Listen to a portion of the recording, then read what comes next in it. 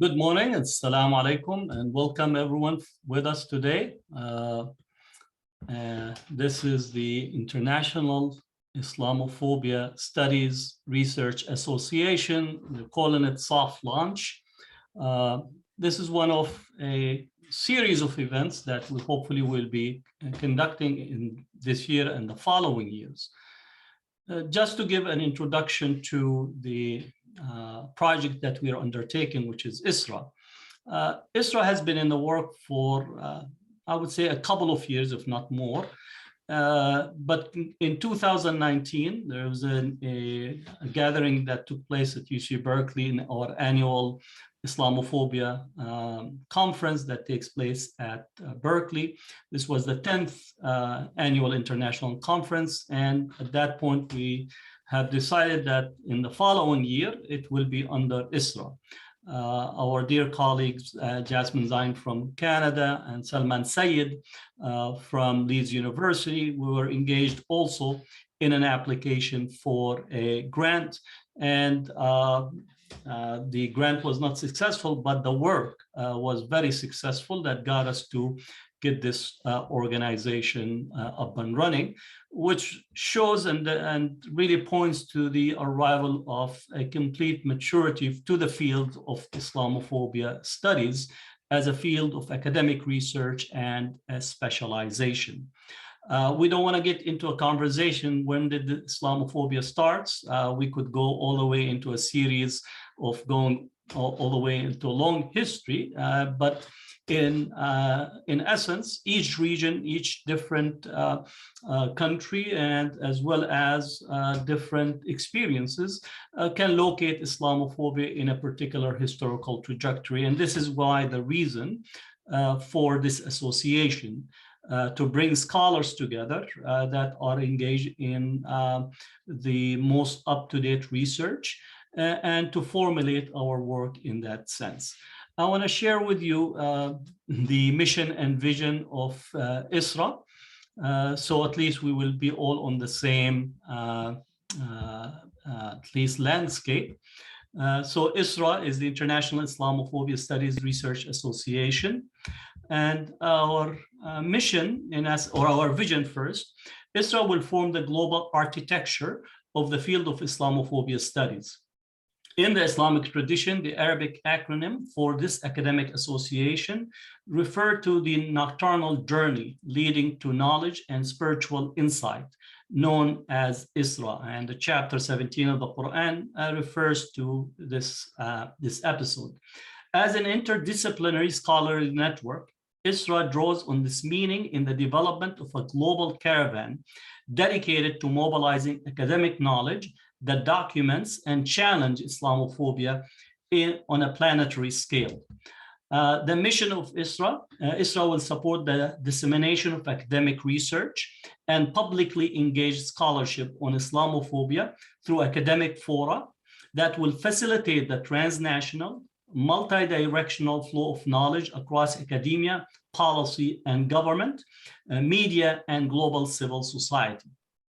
By engaging in knowledge mobilization activities such as networking, disseminating, exchanging, and supporting research-based knowledge, ISRA will provide the hub for academic leadership in the field of Islamophobia studies. So again, this is the intention behind the formation of the Islamophobia, International Islamophobia Research, International Islamophobia Studies and Research Association, sorry. Now, our current board that already had its initial meeting and began developing the architecture, bylaws, and so on, is from throughout, I would say predominantly the global north, but we have an effort and effort to actually get individuals that will be representing the global architecture of Islamophobia studies. In addition to myself, Salman Sayyid, Jasmin Zine, who's with us in the program, Munir Jiwa, Abdul Karim Vakil, Farid Hafez, who's with us, Rawab Abdel Hadi, Amina Issad Das, Matthias Gardel, Sadiq Sheikh, Nadia Fadl, and Sal Takahashi. All of these are, at this point, the founding board members of ISRA, and we look forward for an official launching of ISRA in April at the international conference that will be under the banner of the association. So this was just a short intro for what ISRA is about. And now I'd like to introduce my dear colleague and also my co-board member at ISRA, Munir Jiwa, Dr. Munir Jiwa from GTU, Graduate Theological Union. He's the founding director of the Islamic Studies Center at GTU. So we're in your hands, Munir. Thank you, Dr. Hatem. Salam and greetings of peace and a warm welcome to you all. Want to just acknowledge and offer our gratitude to Dr. Hatem for all his work and for this association, and to all our colleagues here and those who weren't able to join us as well as part of the board for all their incredible work and their dedication to fighting Islamophobia, and for their studies and research and helping a next generation of scholars and researchers and activists to come together internationally. So it's really a remarkable association, an incredible achievement over the years. If you look at all the publications, the works, the conferences, and most of all, the scholarly network across the globe. So thank you, Dr. Hatem, and all of our colleagues here for their dedicated work. Again, a warm welcome to all those who have joined today for this conversation. September 11th, 2001, looking back 20 years and looking ahead. We wanted to take the approach of a roundtable, of a discussion, rather than presentations. So I'll begin with a few questions for my esteemed colleagues who will respond to some of these and from their own research locations, geographic locations, and then we'll open it up to the audience. All of you who are here, you're welcome to submit your questions. Please do so only in the Q&A box below, and I will try to group these questions. Some of them may be grouped into the questions we already have. So if you do have questions, please put them in the form of a question. If they are for someone specific, please say that, and try to be brief, and we'll try to take as many of your questions as possible after we have the initial roundtable conversation. So I will begin by just again saying what an honor it is to share this platform with my esteemed colleagues from all around the world. Dr. Hatem Bazian needs no introduction, a professor at UC Berkeley, and also co-founder of Zaytuna College. Our colleague, Dr. Farid Hafez from the University of Salzburg, Dr. Professor Salman Sayyid from the University of Leeds, Dr.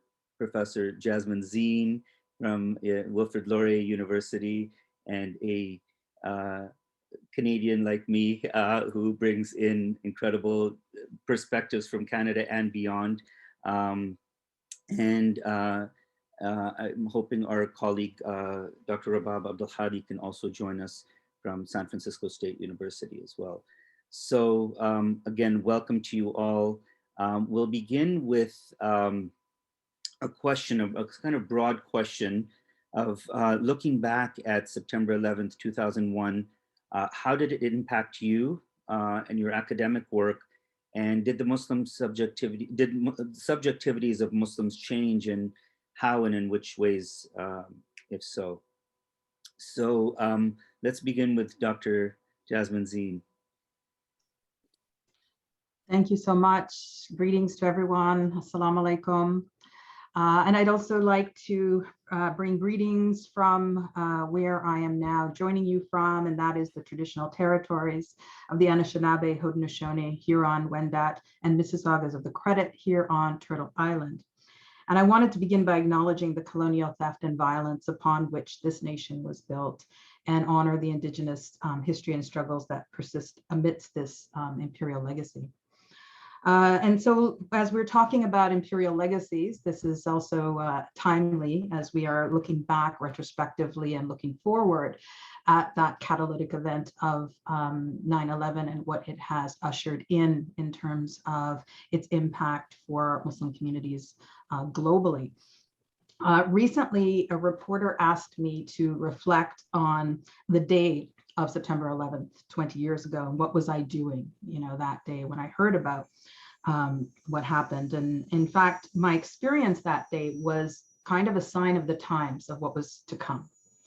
Yeah, and I wasn't aware of that at the time, but looking back, I can see that. So if I can reflect on that day, I was watching TV at around 10 a.m. and I was, witnessed the attacks and the Twin Towers falling. And after the initial shock and horror of that, my thoughts, like a lot of other Muslims at the time, was, please, God, don't let this be Muslims who are responsible. And because I knew that the blame would not just be on those who committed the acts, but all Muslims would be held responsible. So that was, I think, an initial concern. And it wasn't an unwarranted concern because at the time, my kids were in an Islamic school. It was located inside of a mosque. And even prior to 9/11, they would receive bomb threats. If anything in the world happened in relation to Muslims, the school would receive and the mosque would receive bomb threats, and kids would have an evacuation plan where they'd have to leave and go to another safer facility if that would happen. And so, of course, when this, when I witnessed what was occurring, I went quickly to the school to get, my kids out, even though we didn't even know at that point, who was responsible for these attacks. But we did know that there was the possibility of a backlash based on prior experience. And so when I arrived at the mosque, there were already men from the community who'd left work early and who were surrounding the mosque, linking arms, forming a security perimeter to safeguard. And I was a PhD student at that time doing an ethnography of Islamic schools in Canada, and they were seen as hotbeds of extremism. And so were often the targets of reprisal. So that was something that, again, was going to be a sign of the times to come. I was also a hijabi at the time. I wore hijab, and I didn't leave my house for over a week after 9/11. Because of the hate crimes that were escalating against Muslims, and especially against Muslim women at the time, were rising. So that also was a sign of the times to come. So that day itself laid a lot of the groundwork for what was going to transpire, afterwards, subsequently, and how Muslim communities were going to fare. And so it did also affect my academic work in the, I'd been working on the topic of Islamophobia before 9/11 happened. It didn't just materialize on September 12th, the day after. It was obviously, as Hatem mentioned earlier, a longer manifestation.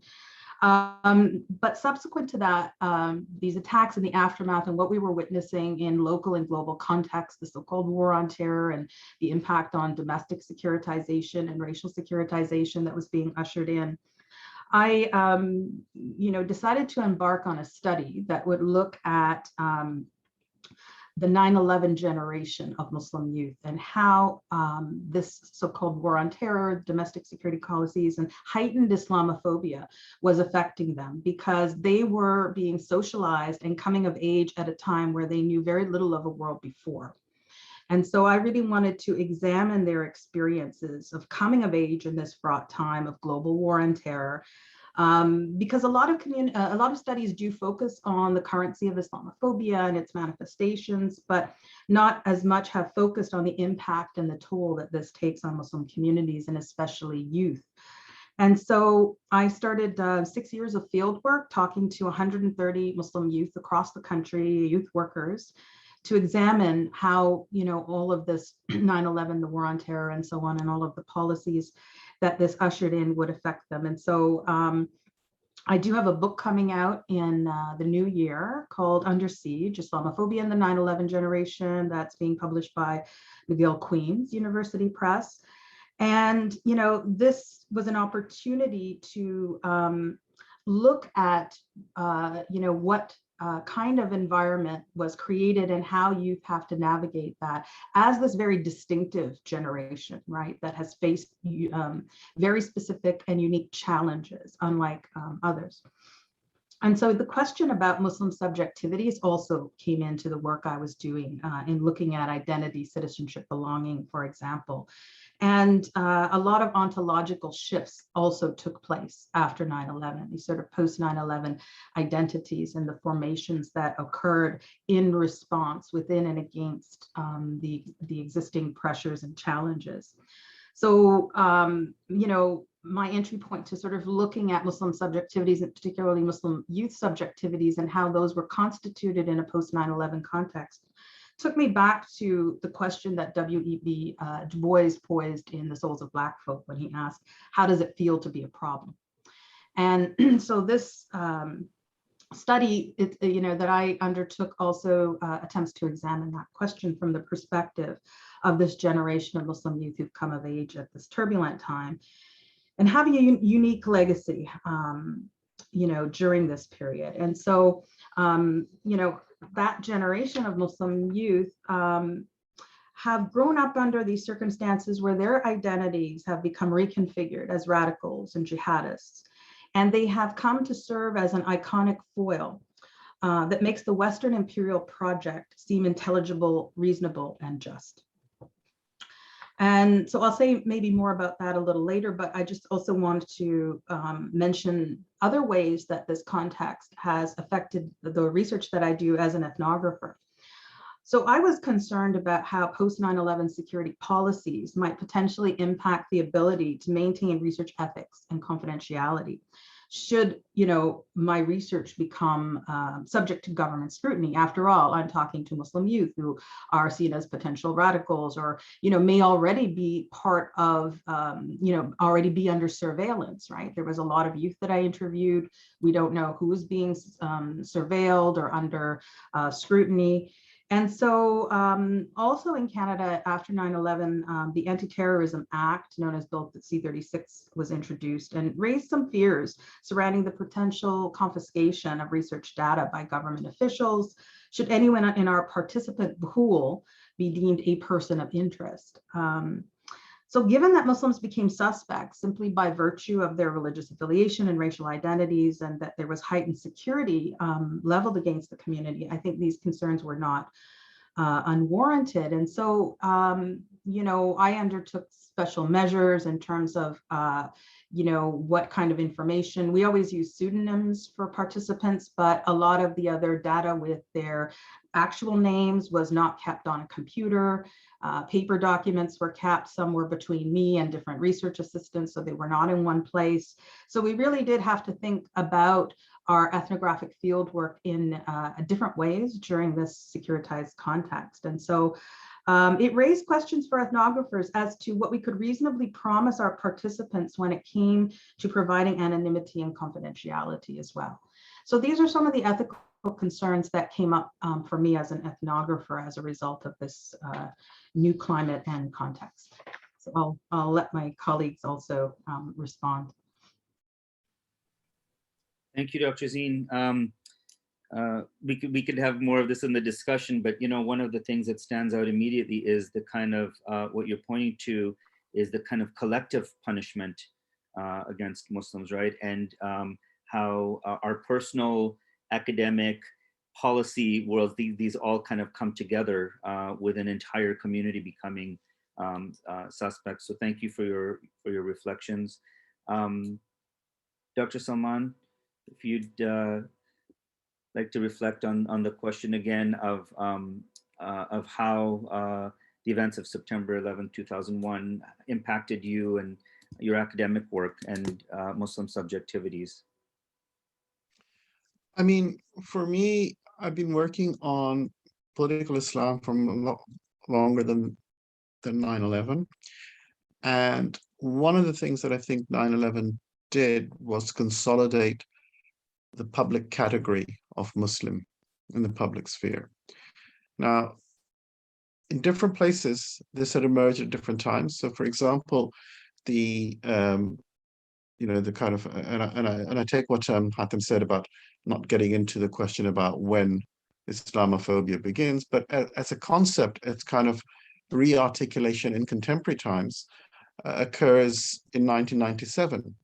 And the reason why I was mentioning this is that because there's a tendency to see 9/11 as the source of Islamophobia, whereas the report points to the existence of certain kinds of underlying pressures and contexts already visible in the global north. And you can also talk about the headscarf ban and the debate around that in France in the early 90s. I think in Britain, certainly it's 1989, where you see the public figure of the Muslim as a category of public interest and public presence in the sphere, in the public sphere. So I think from that point of view, for me, 9/11 was part of a longer context in which these sort of relationships of the United States and its allies with Islamism had been already working through, and one could trace it to different kind of events. So one of the issues is this: there was already in the early 90s conferences, NATO conferences, talking about expanding the role of NATO away from the Cold War to actually considering what they used to call at that time Islamic fundamentalism. We had the whole saga around the Islamic Revolution in Iran. So there was a whole issue about American global power and the idea that American global power was weakening and withdrawing. If you see what happened. And then you have this kind of Reagan resurgence that the United States had won the Cold War, and what we were now moving towards would be the end of history and the kind of final decision that what the good life for everyone looked like was free elections, free markets.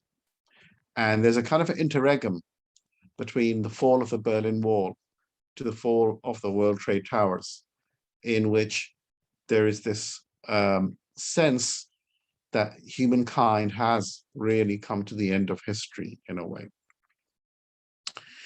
And even in that, and even in sort of Francis Fukuyama's book, you can see there's a certain anomalous character about what to do with Islamic fundamentalism, as they used to be called, what to do with the Muslim presence.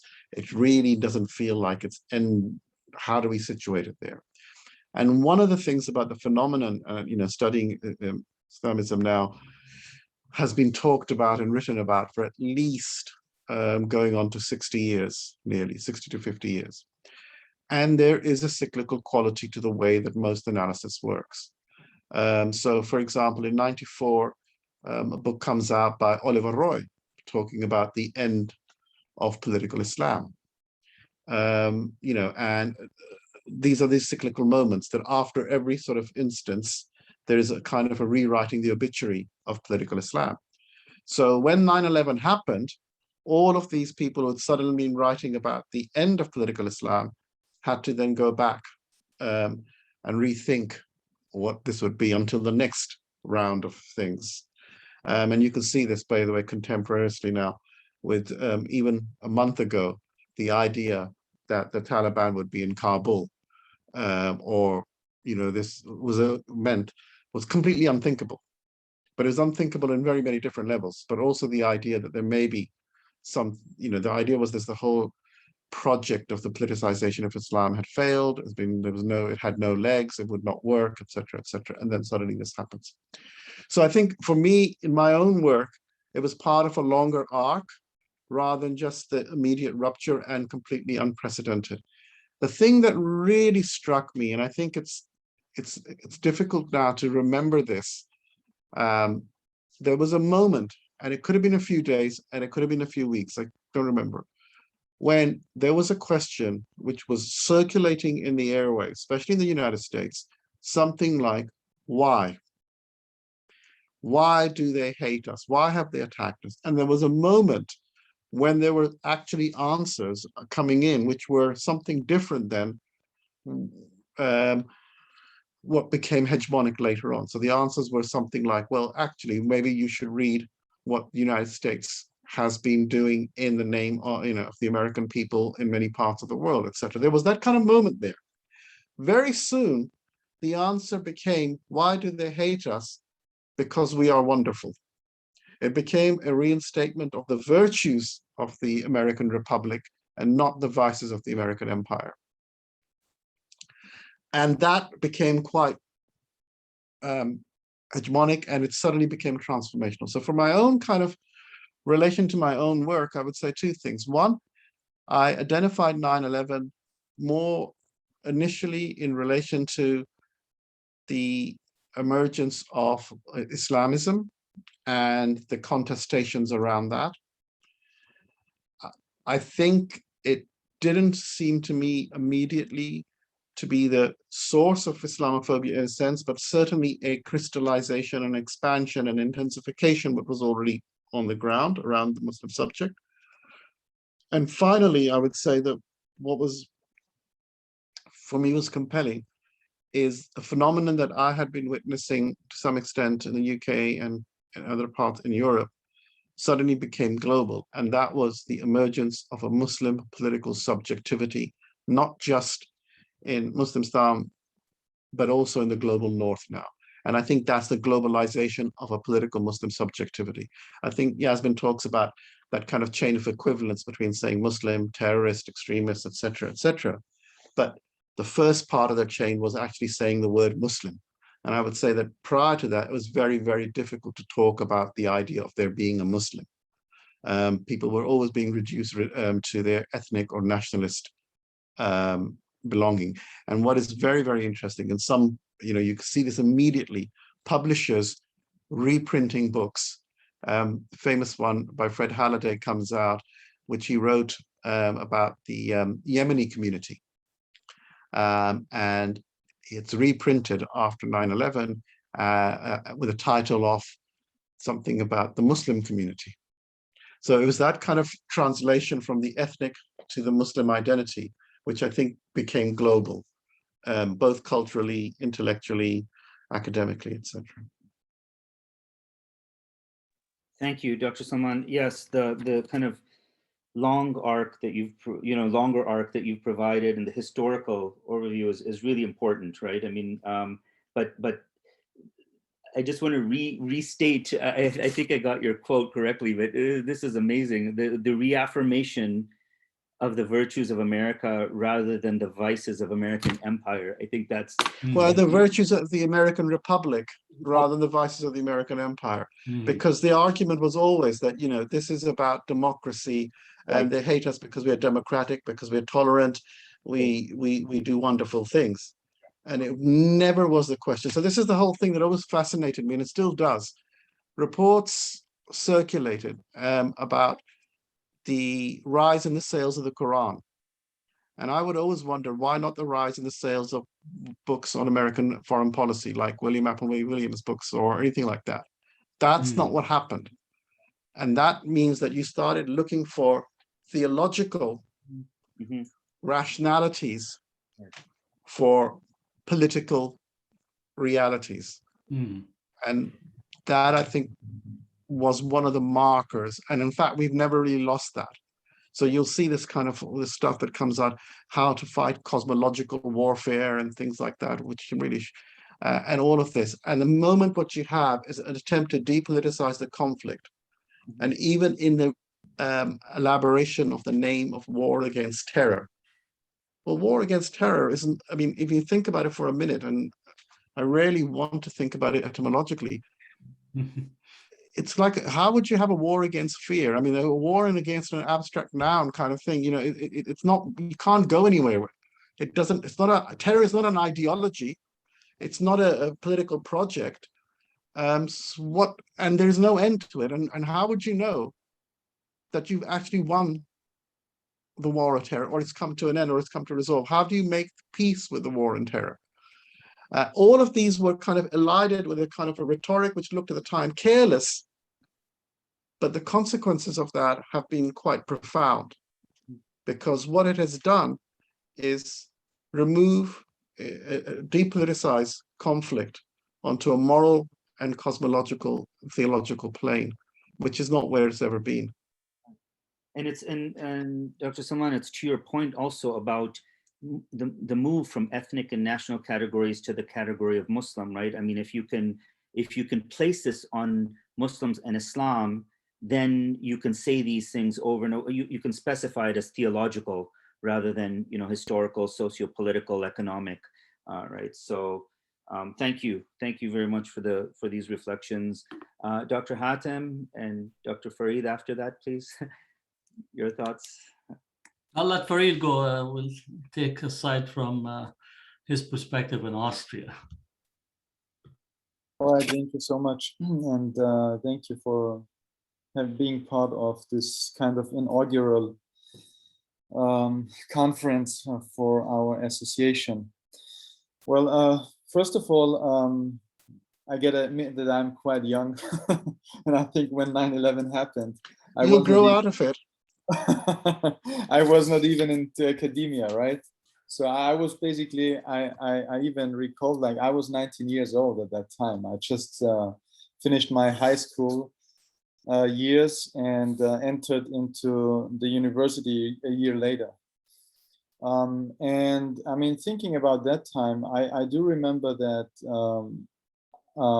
because school ended in June, and a few months after 9/11, I met some of my friends. And when one approached me, he said, and he took this as a joke, right? He said that, you know, when I came to you, my brother told me, you got to take care, maybe he's a sleeper. And I don't know who still remembers this notion of the sleeper.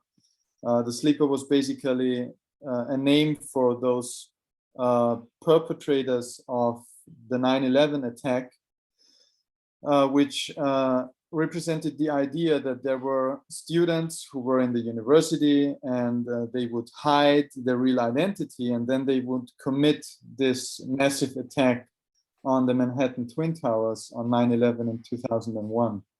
So this idea, this notion of the sleeper, was just one of the many vocabularies I think that was produced after 9/11 happened, that gave the people out there in the public discourse an understanding of what Muslims represent, right?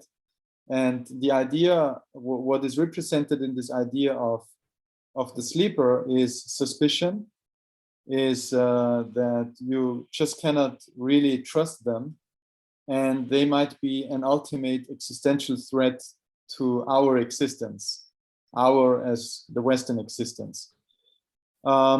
And I mean, sure, this was he took it as a joke, right? But a joke always has something, it relates to something that is taken as a truth. And that was the public discourse. And I think that's especially interesting because, I mean, having grown up in Austria and living in Austria most of my life, it was super interesting to see that 9/11 in a narrow political sense had no direct impact immediately on Austria. Austria is one of the few countries from the Second World War that is a so-called neutral country. So it does not take part in any warfare outside of its own borders. It's not part of the NATO. So Austrian folks and the political leadership was, in a way, it did not have to position itself as one of either with us or either against us, because legally speaking, it's a neutral country. So in many ways, that also helped, I think, Islamophobia not to take root on a domestic level that easily from the beginning on. So in a way, when I started my studies in political science, my PhD thesis in 2009, which I defended, was on on the ban of the parliamentary debates in Austrian states on the ban of mosques and minarets. That was still 2 years prior to what happened in Switzerland, which is the much more infamous event in 2009 when they issued a ban on the minarets for all of the country. And in a way, my whole academic career was basically built on the repercussions of 9/11. So I am, in a way, a generation that has not only lived through that, but it also, when I finished my PhD, a year later, I started the Islamophobia Studies Yearbook, back then a German journal, which has become bilingual in 2015, English-German. But that was actually the time, like all of my academic endeavor that I had started was around Islamophobia. Although that was not the research that was funded, especially at the beginning, and it was quite difficult even to speak, and has become even more difficult in these days to publicly engage in debates about Islamophobia. The very existence of my political science career is based on the repercussions of 9/11. So in that way, I'm maybe also part of this generation that has engaged professionally on criticizing, thinking about Islamophobia, engaging in a hostile environment that was predominantly Islamophobic from all different angles of the society, not only the far right, as it was initially the case in the country that I've been living in. Yeah. Thank you, Dr. Farid. You know, the comments you make about generation, right? And you know where we were at and what age we were at. It's the effects of that that are ongoing. But you know, the consistency in the what you said about sleepers, like we forget this whole sleeper cells thing, and you know and the kind of rise in suspicion, and you can't trust Muslims, and you know they're a threat to our existence, right? I mean, this whole creation of us and them is remarkable. So thank you for bringing our attention to that as well. Dr. Hatem? Thank you, Munir. It's really nice to hear the different articulation of the experiences that we have. But maybe I want to take first a moment to say salam to our dear friend from Sarajevo, Ahmed Zildic, who's joining us online, who also was a student at GTU with Munir. And this is just in terms of with Professor Algar. And this is just gets us into a whole bunch of erasure of the Bosnian genocide that we say never again, but literally we have that experience in Europe, and it's completely undiscussed, untheorized, unengaged with as a focal point of a form of Islamophobia that was there and continued to percolate to the present. On the personal level, I really first, my knowledge of what happened actually was from my father-in-law calling me in the morning. I usually don't have the TV on unless there is something critical. So turn the TV on, the world, is going to a disaster.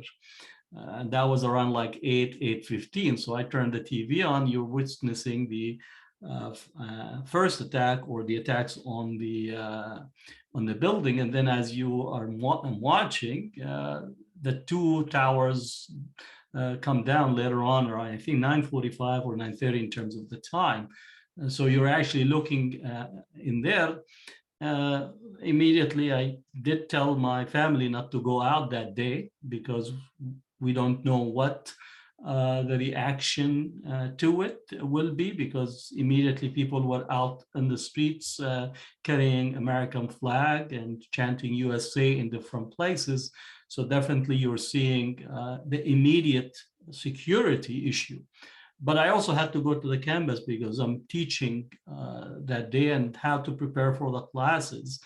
And many of the students gathered in the center of the campus, and you could see that there are two main, what you call splits that are taking place between those that are calling, and chanting USA in a patriotic, we need to give them type of attitude. And then there are others that are really asking for reflections and beginning to have a larger conversation.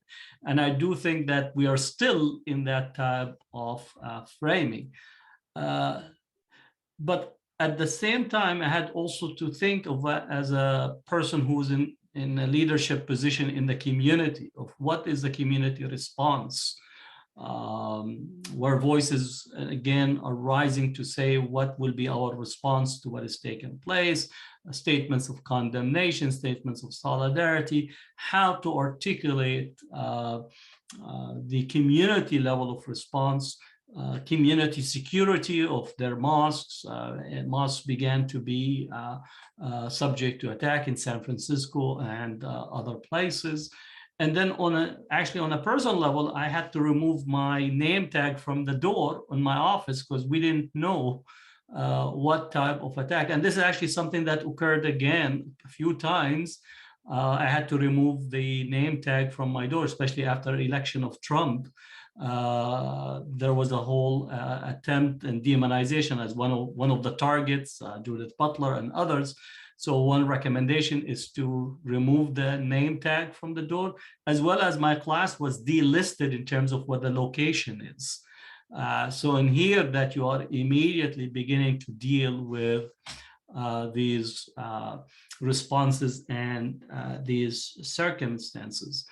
The more broader issue that I think we need to discuss, that from a Palestinian perspective, we have faced both the Islamophobia and the demonization subject to the Islamic or Muslim identity, beginning early on, I would say immediately during the first uprising and then into the second uprising.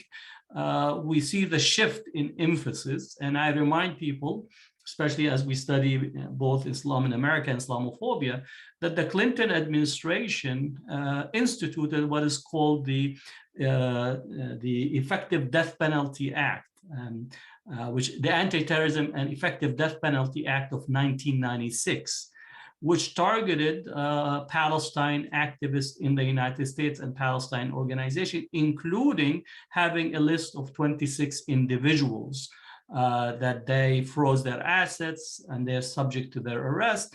And then we'll see the targeting of Palestinian institutions in the United States that were supporting Palestine, Holy Land Foundation, some of the key activists in this country. So there is a genesis in there. And therefore, for those who read Edward Said covering Islam, Orientalism, the question of Palestine, culture and imperialism, he actually goes even much earlier.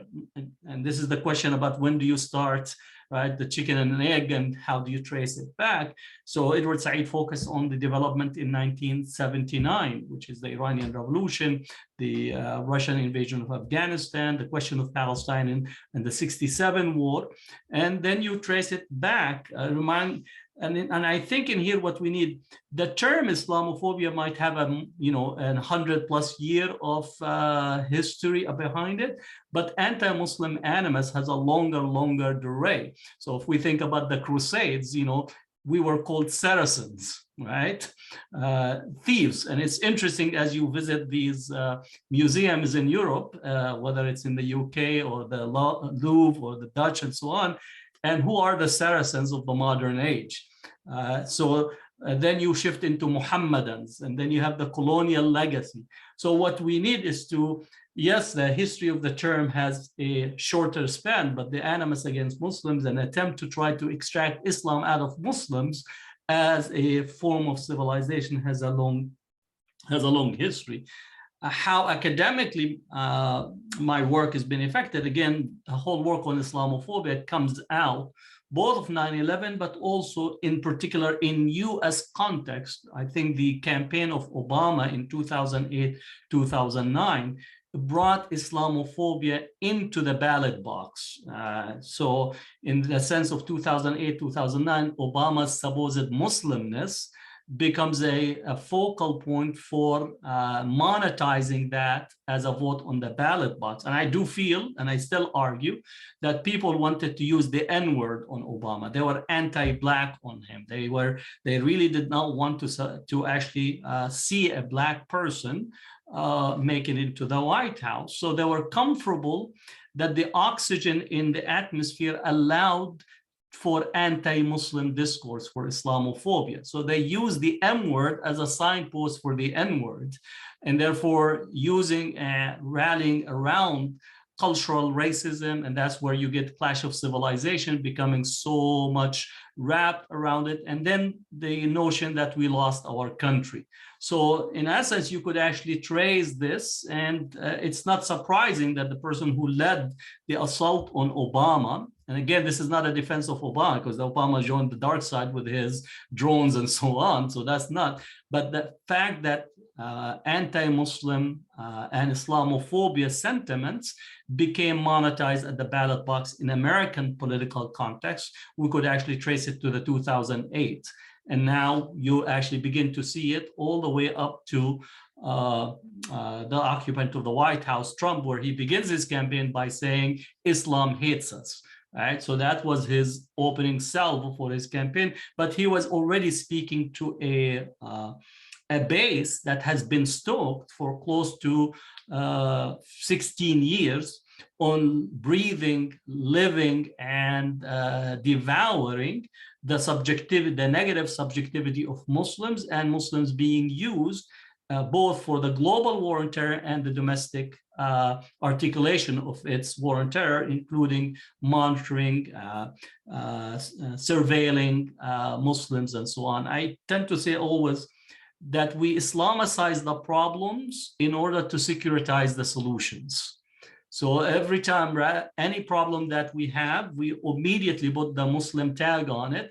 And the only result will be that we use securitization, military-industrial complex, surveillance, and so on. And I think this is how I respond to how looking back at 9/11 and what impact it had. Thank you, Dr. Hatem.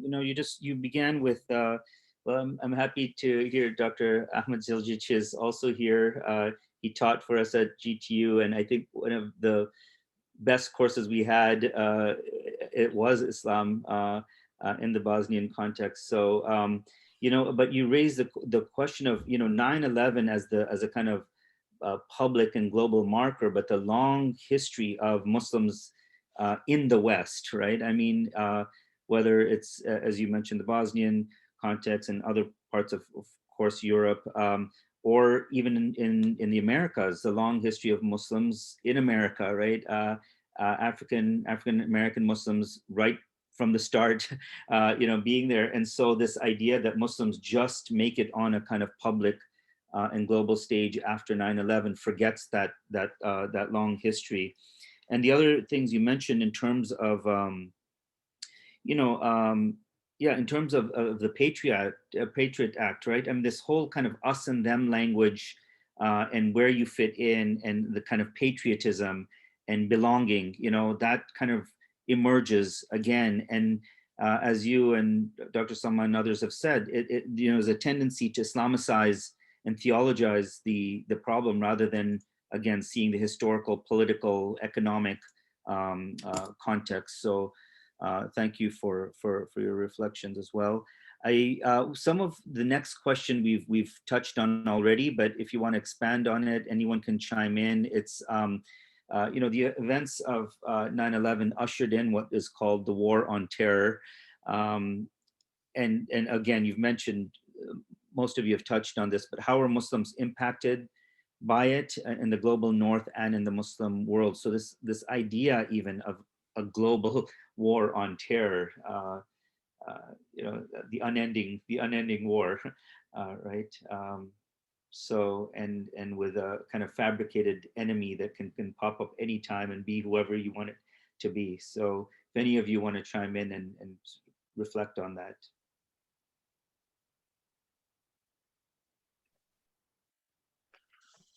I can say something. Go ahead. Oh, sorry, go on, Jasmin. Sorry, that's fine. Go ahead, Salman. I'll jump in after. You sure? Okay. I was just going to say very quickly, I mean, I think one of the things about the war on terror that's quite interesting is how the machinery to fight the Cold War was completely reconfigured. So already under Carter, the planet had been divided up into these unified commands like CENTCOM, PacificCom, etc., which were basically the deployments of US military assets and the Allied military assets to contain and fight the Soviet threat. And what was interesting was this, that CENTCOM was the one which which was to cover the area from the Nile to the Oxus kind of thing, but it did not have a regional ally, did not have regional troops in the area until the 90s. So a lot of the architecture for the war on terror was really a retooling of the military and intelligence architecture that existed in the Cold War. Similar kinds of strategies simply returned. So people, I know this, that you had a phenomenon in many universities where people who a week before had been teaching Soviet foreign policy and doing criminology, you know, this is like reading the runes of the Kremlin, suddenly overnight became experts on Islamic radicalization. I mean, literally overnight, they became experts on Islamic radicalization. So, and I think Hatem put it really well, the Islamicization as a problem to the securitization, it happened very, very quickly. So a lot of Cold Warriors became securocrats and experts on terror, fighting terror. The challenge was this, that the problem of the Cold War and the problem initiated by the war on terror are not analogous. And one of the strategic challenges which has continued to thwart the Western allies has been precisely this continual misreading of what is the opposition. So for a long time, they have been looking for this central command like Moscow played in the Cold War, and it circulates that, and hoping that once that is decapitated, that will thwart these things. So I think one of the issues around the war on terror was really how, firstly, the retooling, but how capillary it became. So, you know, this phenomenon of, I think, Dr. Osman Jamal talks about this, about, you know, the experience of going through airport securities, for example, the idea of flying while Muslim, and how that experience, suddenly we became people who couldn't tell what or who a Muslim was, suddenly became very much invested in spotting the Muslim. You know, charlatans and snake oil merchants were selling the FBI programs, how to find out who's a Muslim kind of thing. You know, do they wear a beard? What do they do? Do they say inshallah? And how many times you say inshallah becomes an index of your radicality. You know, maybe once allowed, but twice is too much. So I think there was an element of all of that, which suddenly became paradoxically both an attempt to interdict Muslimness, but by focusing on Muslimness actually became constitutive of it, because there were many, many people who may not have thought of themselves as Muslim in any particular way, or not have thought themselves Muslims in a sense of inviting public presence, were suddenly corralled by that process. And I think you see that in many places where, for example, the Muslims who had bought into the immigrant dream of some of the recent settler states, in which they thought they would be uply mobile, they were part, you know, they felt they had no commonship or companionship with other Muslims who've been more entrenched, like you said, the African-American Muslims. These sorts of divides suddenly were shown to be not as sturdy as they had assumed, that privileges of wealth and class did not trump, pardon the pun, the securitization and the focus on Muslimness.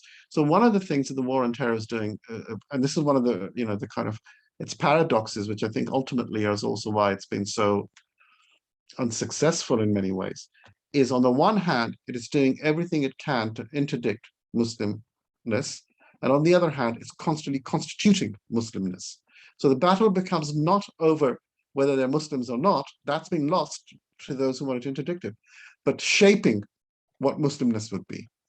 And that becomes a project of religion building. And on one side, you have these kind of ex-Cold warriors trying to rebuild Islam.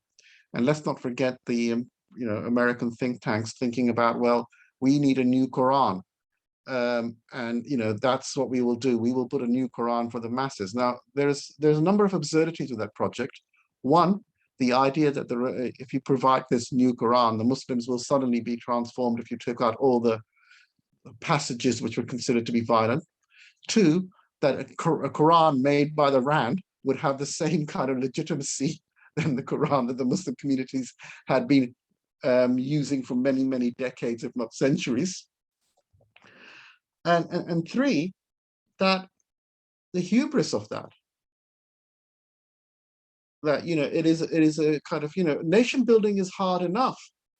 Religion building on a global scale. So in a way, I think the effects of the war on terror actually helped continue the project of the emergence of a global Muslim political identity and consolidated that in its effort to fight it.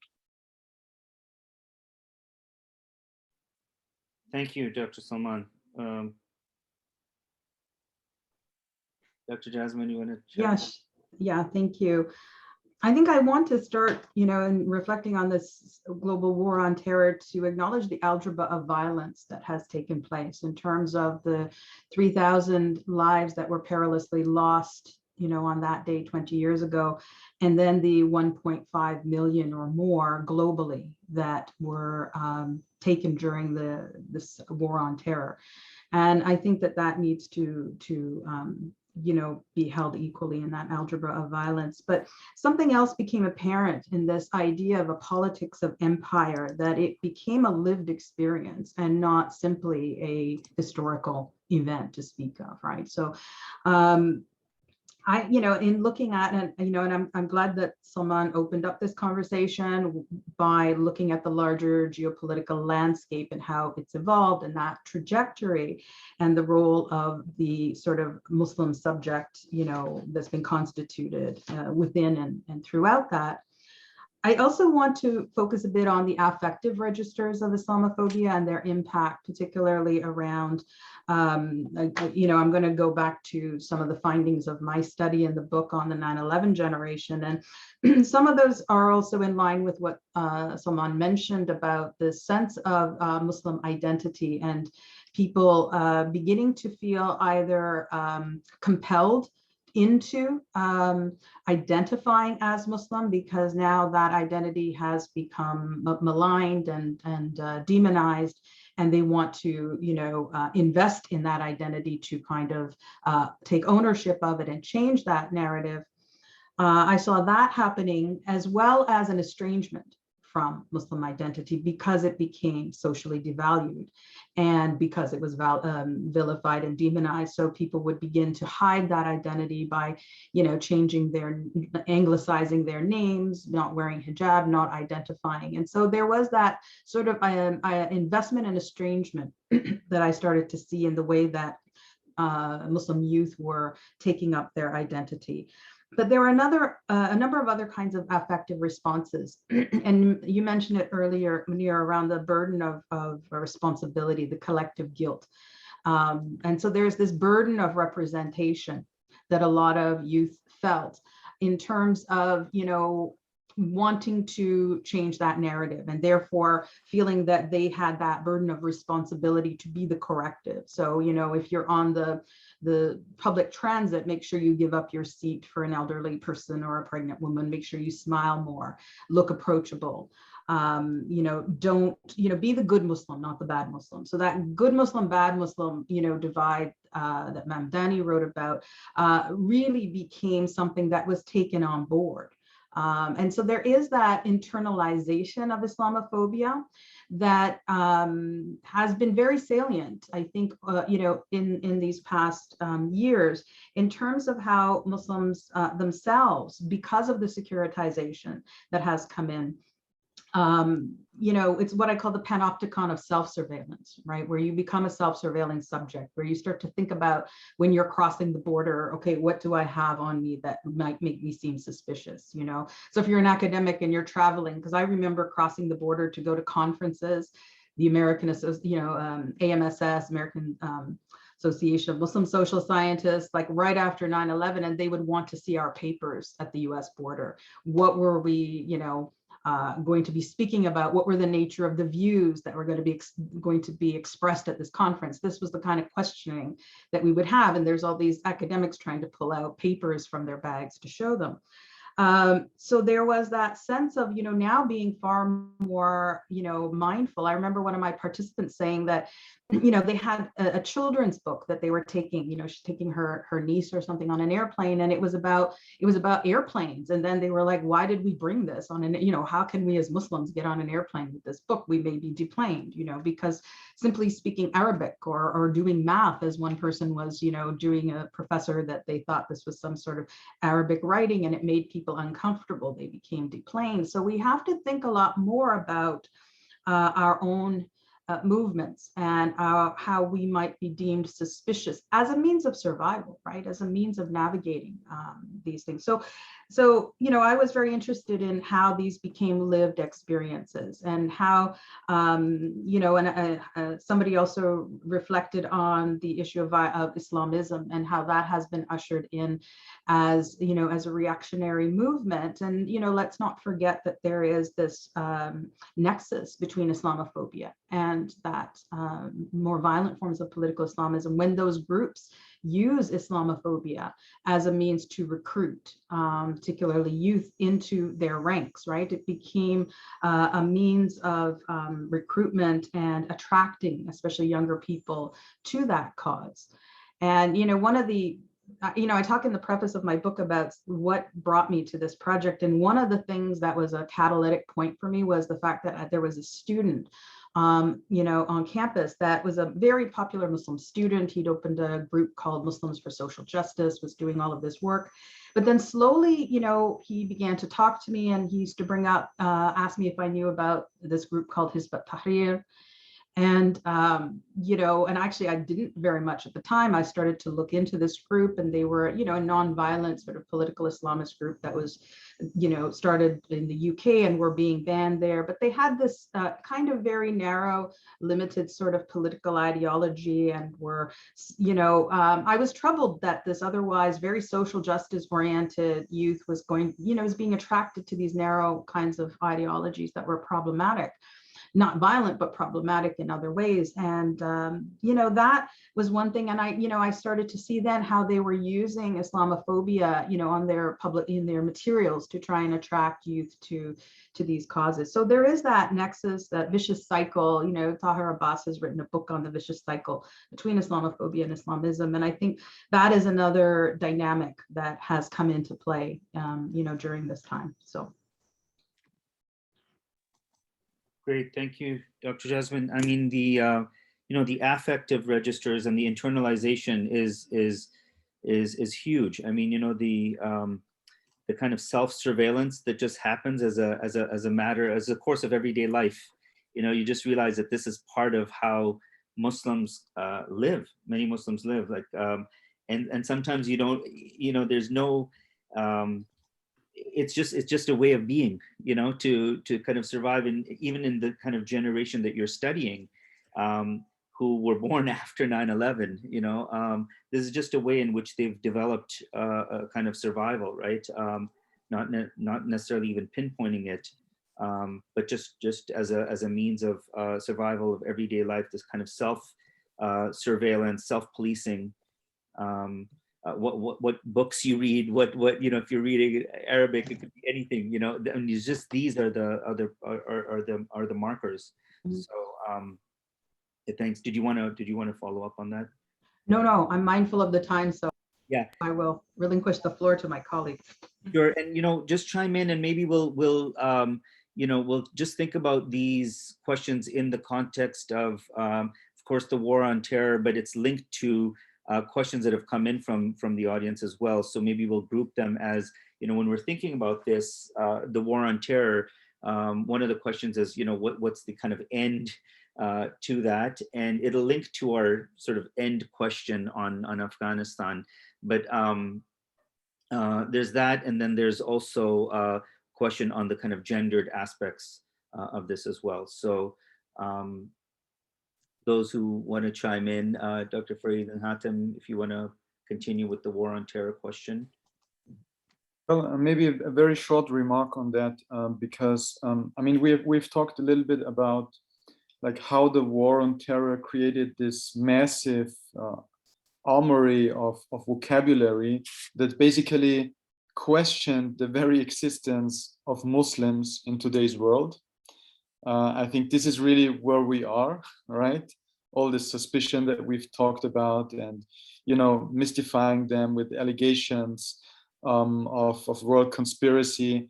And Hatem before spoke about this Islamization, and I think this whole idea of the Islamization of basically everything is one of the core problems that we are facing here, because once you Islamize, the political becomes cultural or in a way religious, and it takes our ability to analyze the political, because we don't see it anymore. What we see is Islam. It's even the discussion we have about the Taliban in many corners around the world. It's a question about like religious extremism, right? It's not a question so much about like what is going on in a political sense, right? And in that way, this vocabulary that has been created within the last 20 years, it took this ability from us to have a critical perspective on what is politically going on around the world. But I would also like to mention one aspect which I think is very crucial here. The nation state undertook measures against domestic enemies in various different contexts with the help of very newly implemented anti-terrorism legislations that were not targeting Muslims only, right? Mm-hmm. Different nation states legitimized their intervention and their fighting of different domestic groups, even without any Muslim context. And I think that that's very important. And I recall what Edward Sayyid said in one of his books, an edited volume on Palestine, where he said the word terrorism is used as a political weapon designed to protect the strong. That was his idea of what terrorism basically means. And I think that's very important, because if somebody takes up arms, right, like Al-Qaeda or any other militant group that we have out there, there is normally a way how to deal with that, right? So there is criminal law and people can be punished.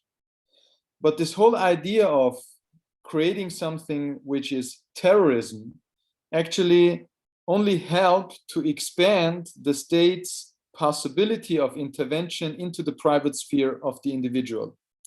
And that's a massive shift that we have seen as a global phenomenon, not only in the United States, but since the war on terror was either with us or against us. If you are with us, then the implication is that the state itself is strengthened in a way that he can interfere into people's daily lives. And the whole so-called anti-terrorism legislation that has been implemented in so many different nation-state contexts really helped to reshape the structure of the society.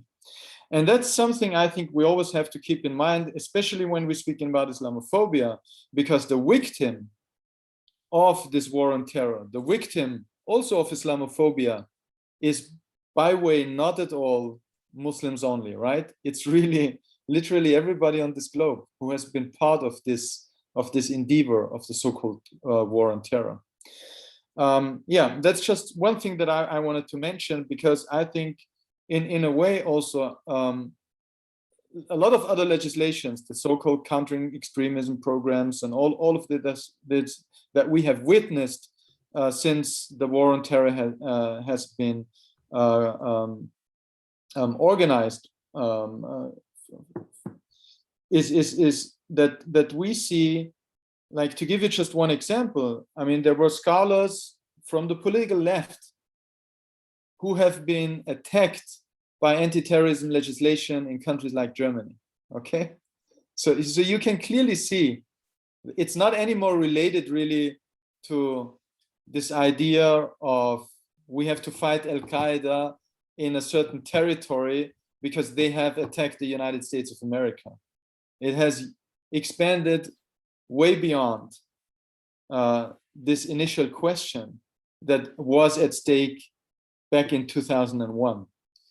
And I think that is something we have to be mindful of, because even within the last 20 years, it was not just one institution in one country that was established, but these legislations have been permanently expanded and expanded and expanded.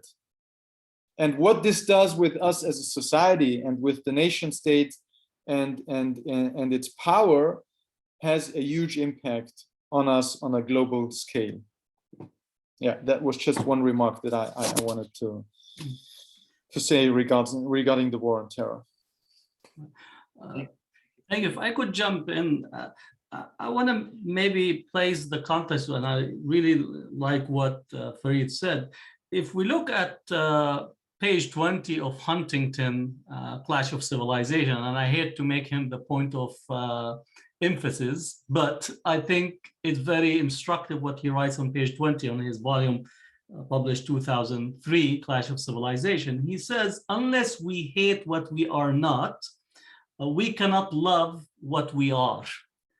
So in essence, Islamophobia is really not about Muslim. It's like a whole series of self-affirmation using the Muslims as a way to find and love oneself, which is, again, I also think that if the Christian tradition is based on the image and the identity of Jesus as being the Prince of Peace and Prince of Love, where at the core of Christian theology is love, I would actually argue that Huntington is actually abandoning Christian theology in pursuit of a different theology, theology of power, theology of hate, as a way to attain self-love.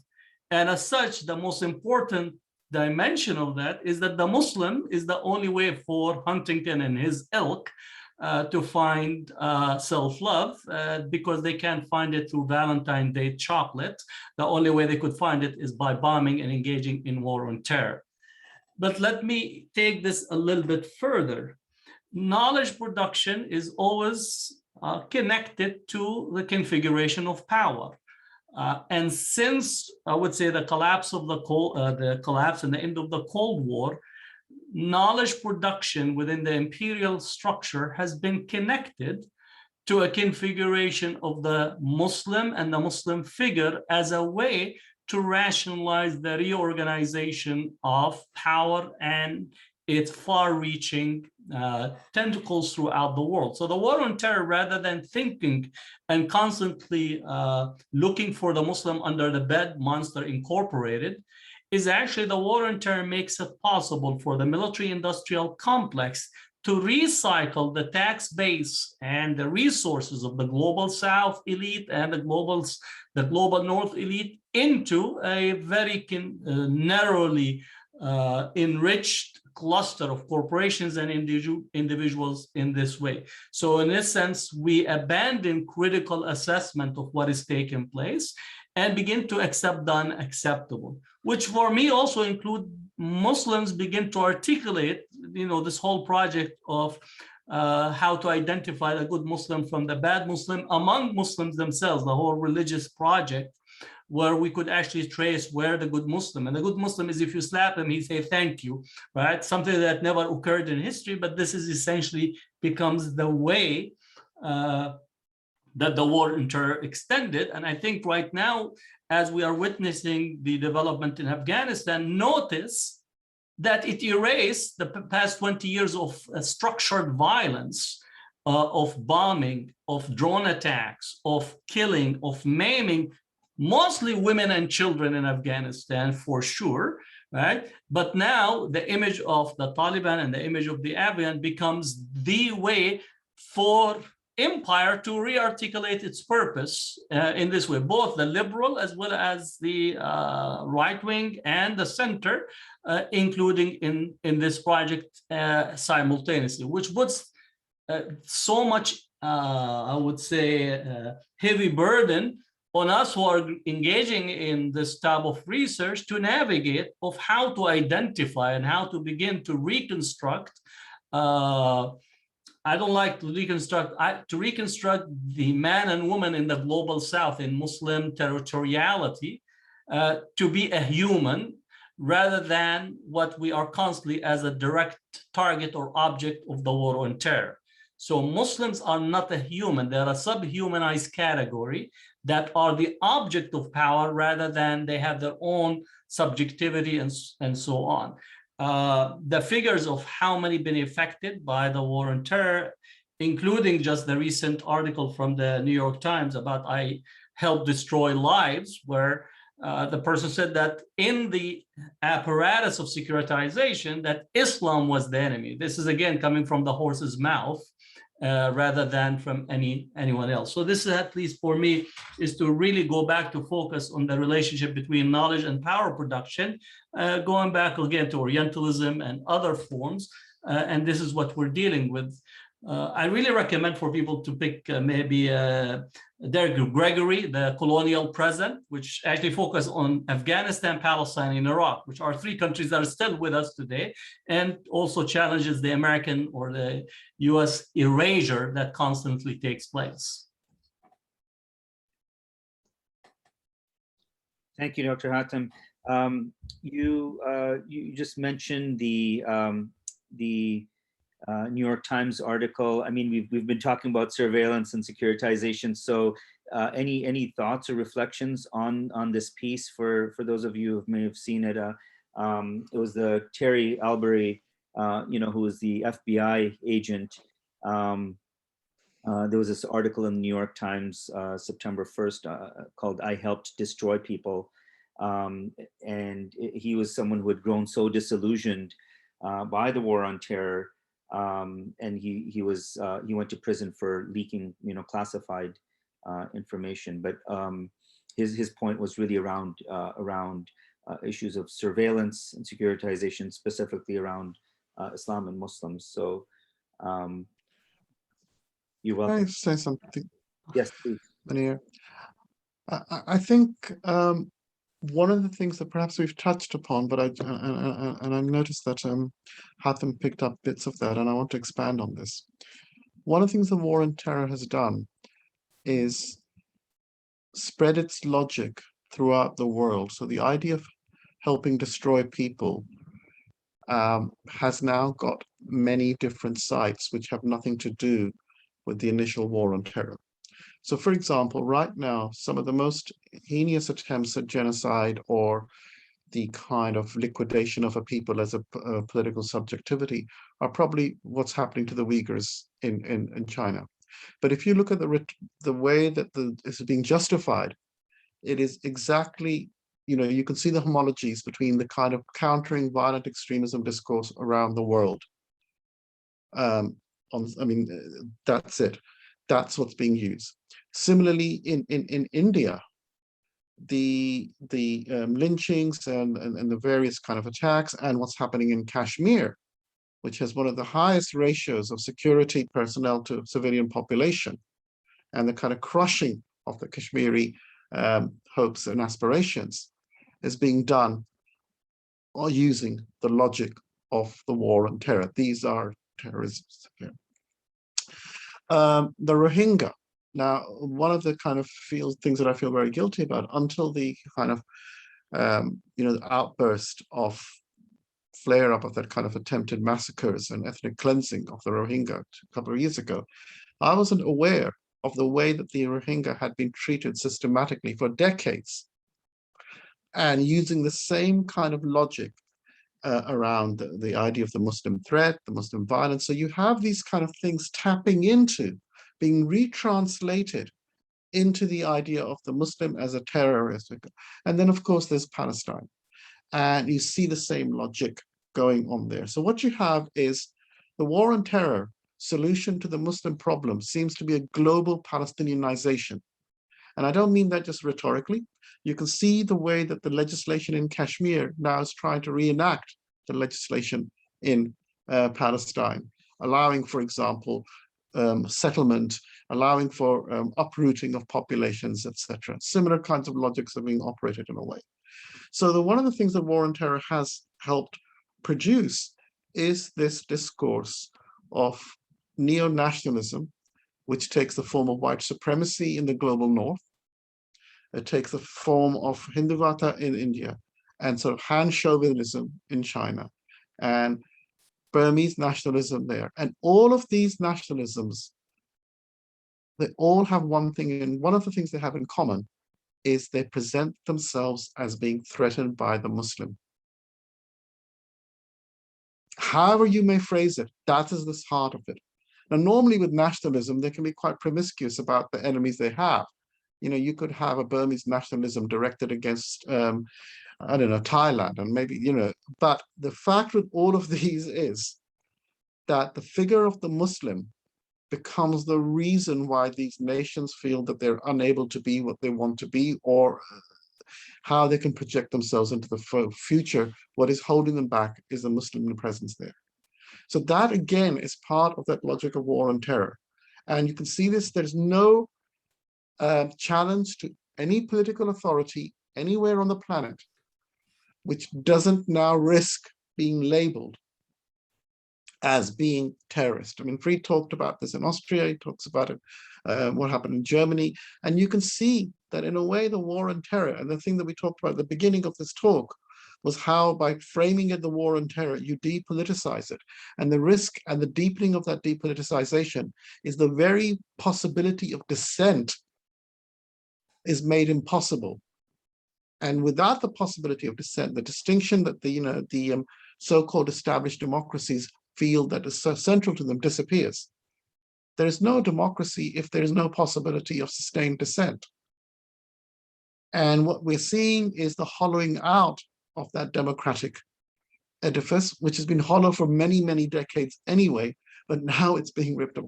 And this is why, you know, as someone who is not from North America, Trump wasn't an anomaly. I know many liberals in the United States see him as an anomaly. That's what the face of American power has been for decades and decades and decades.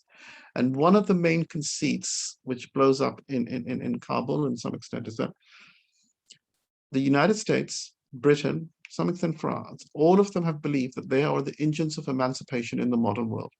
They fought Nazism, they fought communism, they're fighting Islamism. But the history of their interventions since 1945 has been on nearly every single occasion outside Europe. They've always been against the people and for the dictatorships, for authoritarian rule. So the experience of them as being engines of emancipation outside Europe is very, very weak. And that, I think, is also the thing about the war on terror, has exposed that. Because in a way, a war on terror reflects the failure of winning the argument. When you can't win the argument, when you cannot be persuasive, you need coercion. And that's what the war on terror has been. A response to the failure of hegemony and the shift to coercive apparatus to squeeze out dissent and make it so deeply depoliticized that it is no possible to imagine something different. There's no possible to have difference. There's no possible to have dissent, while at the same time maintaining this facade of this kind of democratic tolerance. I just want to make sure that we don't, we pick the question or the discussion on the gendered aspect of Islamophobia. And I think, especially as the re-emergence of the focus on Afghanistan, but the whole discussions and debate in relations to France, the ban on hijab, the burqa, the whole focus also in Quebec with the Amendment number 1, the whole focus on violence against Muslim women, which is not seen as violence against women, is violence against a threat of potential terrorist or potential breather of a future terrorist. So I think those are important element relative to the gendered aspect. And then the whole notion of trying to rescue, hijabi women, darker complexion women by imperial forces of the North. So this is also part of the discourse. So I think we just need to maybe spend a little bit more time on the gender dimension. And I know that Jasmin has done tremendous work on this. Thanks. I was going to bring that up because I didn't want to lose that thread. I want to, right after the war on terror sort of was undertaken, one of the first books that was published from a feminist perspective was called War Stories and Camouflage Politics, Engendering the War on Terror. And I was fortunate to be able to contribute a chapter to that book that talked about how Muslim women are located between Orientalism and fundamentalism. And, I think that this is a perennial issue of what Muslim women have to contend with in terms of, on the one hand, dealing with, anti-Muslim racism, gendered Orientalism, and the sort of, tropes around that. But at the same time, having to deal with very patriarchal forms of religious patriarchy that are also narrow and limiting and have compromised Muslim women's rights and liberties and so on. And so in that chapter, I talk about a number of different things, part of that issue of being a Muslim woman scholar and having to deal with those two things, because once we begin to interrogate issues of religious patriarchy within the Muslim community, we're immediately subject to the Islamophobia and racism outside of it. So it makes that conversation extremely difficult to navigate and to be able to have even internally as we want to, talk about these issues. And so, and then we have, as Hatem mentioned, a lot of the tropes of rescue, saving brown women from brown men, as Spivak termed it. And, during, the introduction of this war on terror, the focus, on Afghanistan, and you had a lot of imperialist feminism that was coming to the rescue and to the aid of, these Muslim women, in the form of groups in the United States, like the Feminist Majority, for example, who were very concerned about the burqas that were, Muslim women were forced to wear in Afghanistan, but not at all concerned about, the bombs that were being rained down on them, the landmines, that were there, and, all these food aid boxes that were, yellow boxes falling into landmines that children had to go out and try and claim for their families and then, and put their lives in peril. But that was never a concern of the imperialist feminists. They were doing a lot of these, kinds of protests where they would wear burqas and very theatrically, throw them off and so on. And so, Muslim women have had to navigate between those two sort of very, different sides of the coin and very fraught, kind of political terrain as a result. And so I think there's many ways in which the war on terror was gendered. If we also look at the role of women in the military, the US military, were held up as examples and beacons of the enlightened, emancipated woman that were meant to be exemplars for the debased Muslim woman, in the areas that were under imperial conquest at that time. And so those narratives and tropes more deeply entrenched the subjugation of Muslim women, the subaltern status of Muslim women as a foil for Western imperialism and Western supremacy. And we're underscoring, and that, has now elevated to the role of Muslim women as a threat, as Hatem had mentioned, both a civilizational threat, their bodies in a biopolitical sense representing reproductive danger of repopulating, the West with more Muslims, and that became embodied in the way that Muslim women are represented in a number of campaigns that are being produced through these various kinds of conspiracy theories, through the ideas of demographic replacement that have come in. Muslim women are kind of central to that, both in the sense of the civilizational danger they pose, as well as the biopolitical through their reproductive power.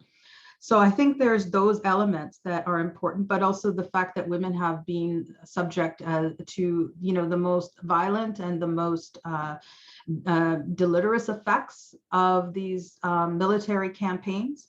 Most of the refugees that occur are a result of this are women. And so I think that this continues to be an ongoing and perennial problem. We don't outgrow these things. They simply also become more complex and more, wider dispersed into new manifestations. And if I can also segue a bit to talk about how liberal forms of Islamophobia have affected Muslim women, and I'm going to speak to Canada. And so, I've been interested in the way that these ideas of liberal Islamophobia, which on the one hand, you have governments that promote values of diversity, equity, inclusion, and multiculturalism, but on the other hand, enact anti-Muslim policies. So I see liberal multiculturalism as this kind of nexus between also a kind of Islamophilia of these multicultural societies, and then the Islamophobia, which is that disavowal, the racial and religious disavowal of the Muslim subject. And so in Canada, for example, we've had many examples of this in the policies that we've had from things, and again, the liberal forms of Islamophobia span the political spectrum. It isn't subject to one political party. But we've had, for example, a conservative government here that instituted something called the zero tolerance for barbaric cultural practices. Again, now using the racial idioms of colonialism to bring in a policy that was about practices against women like female genital mutilation, forced marriage. These kinds of things, of course, are concerns, but the fact that this was sort of being represented as an outgrowth of Muslim culture and society and misrepresented in that way, and also elevated to the level of federal policy, was very problematic in its framing and worked to malign and demonize Muslims in Canada, and especially immigrants who are seen as bringing these, sort of backward customs. And, it goes back to Susan Mahler-Oken's argument of, is multiculturalism bad for women, right? She argued back in the 90s that, multiculturalism is bad because it allows all these cultures to run amok and to bring their barbaric practices in and so on. And so we're sacrificing women's rights on the altar of multiculturalism. But in this multicultural society of Canada, they've also tried to ban the niqab in a federal sense, wearing a face veil at citizenship swearing in ceremonies. So again, to cover your face in that sense, you would not be considered to be able to become part of the nation in a formal way. And now we have Bill 21 in Quebec, which is another way of trying to regulate Muslim women's dress, in the name of preserving secular values and Francophone culture. And I talk about this as a form of sartorial nationalism, where the allegiance to the state is determined by a dress that conforms to dominant standards and sensibilities, and then code women's bodies in ways that either confer the marker of being a good citizen or an outlaw. And so what's been called the neutrality bill in Quebec, Bill 21, outlaws religious symbols in the public, and it leaves Muslim women who wear the niqab in the breach of law on the one hand, and they'd be denied access to services and so on, or to be able to hold positions of public authority. And yet, at the same time, during the pandemic, the government is also calling on people to cover their face, right? So for a Muslim woman wearing a niqab in Quebec, you would be in violation of the law for wearing a niqab, but you'd be mandated to cover your face because of the pandemic. So we have that kind of, sort of very kind of political hypocrisy taking place. And what it tells us is that women who wear the niqab are not considered good liberal citizens because their covered faces are considered culturally irreconcilable with Western society, and they are facing being penalized for violating the law, while the good, COVID mask wearing people are good citizens upholding the public good. So we've created again this divide, and the way in which Muslim women's bodies become markers of that divide between the civilized and the savage. Thank you, Dr. Jasmin. I mean, these are really important reflections. I hope we're also getting the questions in from the audience, from participants here. Just to add to that, Dr. Jasmin, I mean, there's the way in which sort of patriarchy was linked to sort of the Muslim male as being so different. Like Islamic patriarchy somehow is so radically different from general forms of patriarchy, which are oppressive, right? But somehow Islamic patriarchy is seen as much more oppressive. So this kind of became a way in which, you mentioned it, the kind of divisions amongst Muslim men and women as the Muslim male as the kind of ultimate uber patriarch, and the Muslim woman as the oppressed. And and we see a shift in that. If you can't fit yourself into these subject position that the state is enforcing on you to be the good Muslim subject, you see this difference in if you're not the obedient Muslim woman and you're actually the Muslim woman speaking out.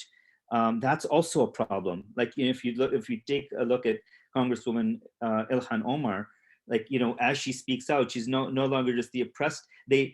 So-called oppressed Muslim woman, they want to oppress her, because she's speaking out. So it's a kind of there's been a shift also, or it's not just a shift. These are multiple sort of perspectives that are out there competing in different places as well around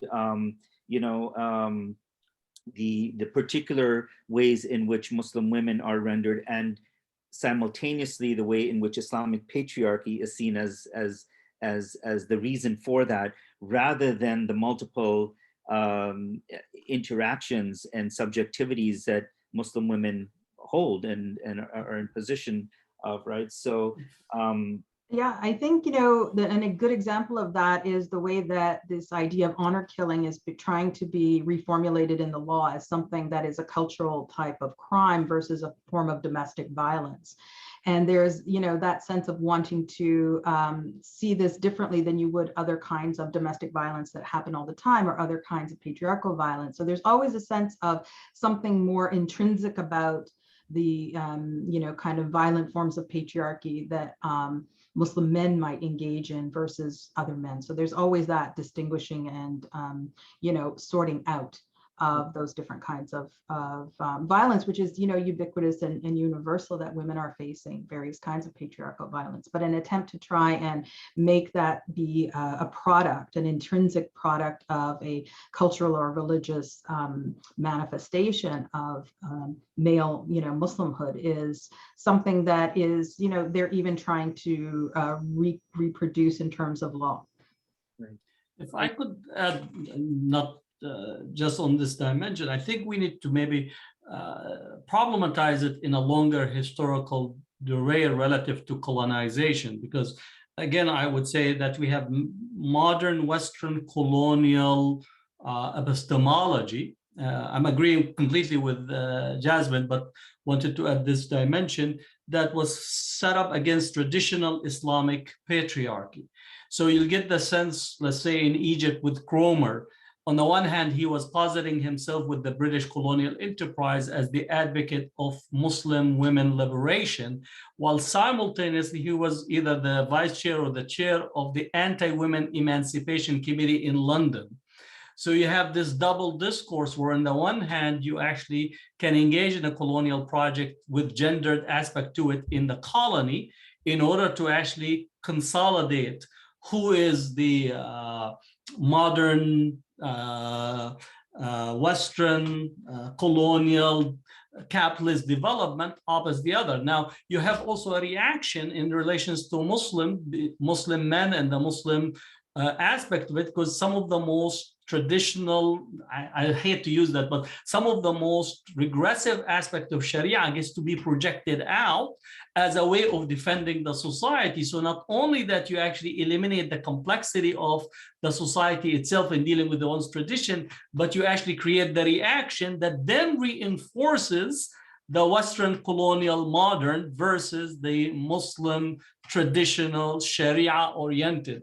And this is the dynamic that you get. And then Muslim men begins to articulate their what you call defense of Sharia in the area where they have maximum control, which would be in the household. So it actually intensifies the gender dimension of violence that is exhibited in this. And I think this is just one way for us to rethink not only of the colonial present, but also the legacy of the past 200 years, including what we call Islamic Sharia, which was in essence a protective project that emerges out of the sidestepping and the marginalization of Islamic law and Sharia as a complex aspect of how society needs to be at least guided and so on, which interesting that these days many people are comparing between Taliban and Texas, right? Not actually thinking that the same people that were behind the war on terror are the same people that are articulating some of the most regressive measures for women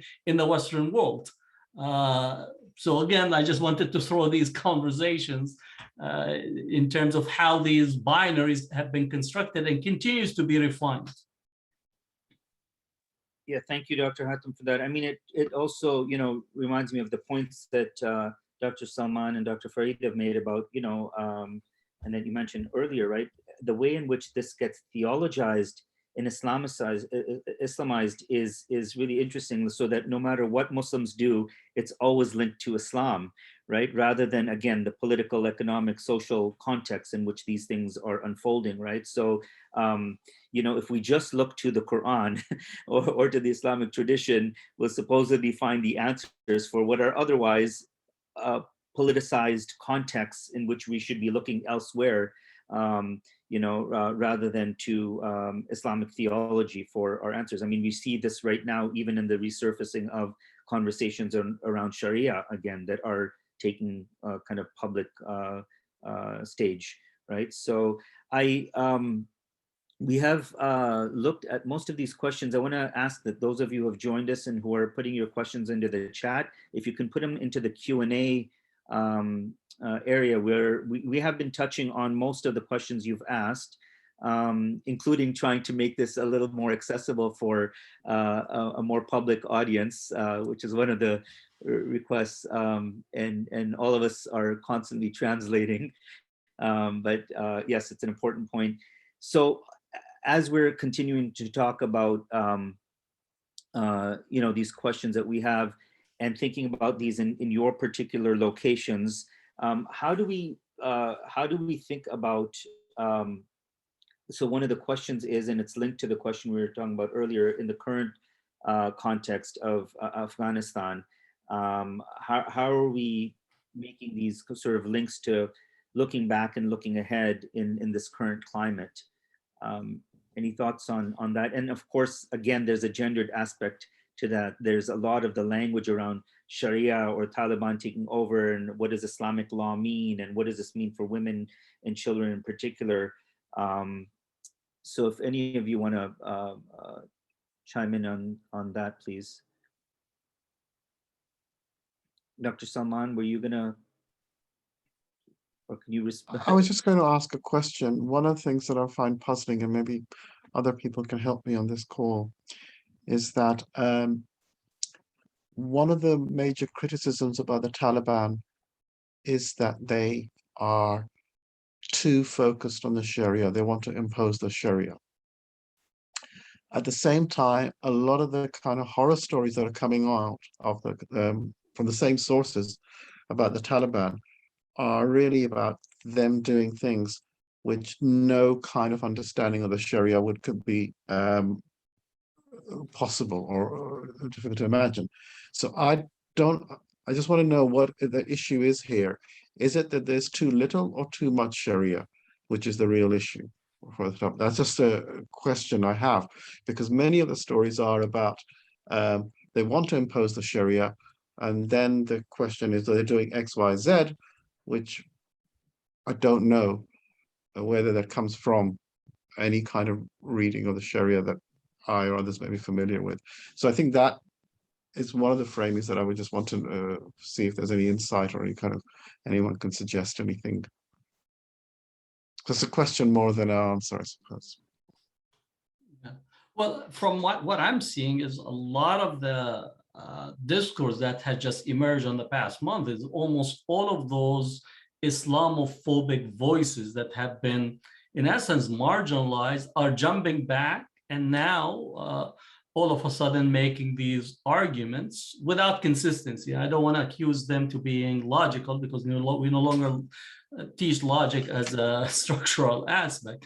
But this is where you actually can make a claim, because nobody actually knows, or at least those who are speaking, often have no background whatsoever.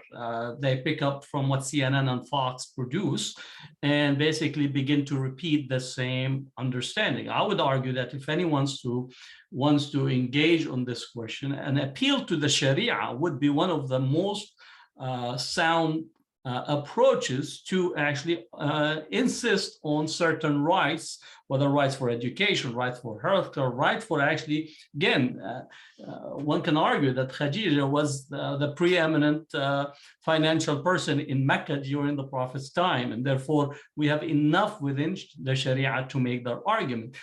However, we don't see Afghanistan as a country that has been under 40 years of war, coming out of war. So we immediately begin to argue, in essence, for another intervention. So you could see some of the, what I consider to be pernicious personalities. Now they're trying to stoke, again, another round of civil war, trying to stoke the confrontation between Ahmad Shah from the Tajik and the Pashto, which be another cycle of containment. So Afghanistan, you often say that Afghanistan is the great game, and also is often described as the graveyard of empire.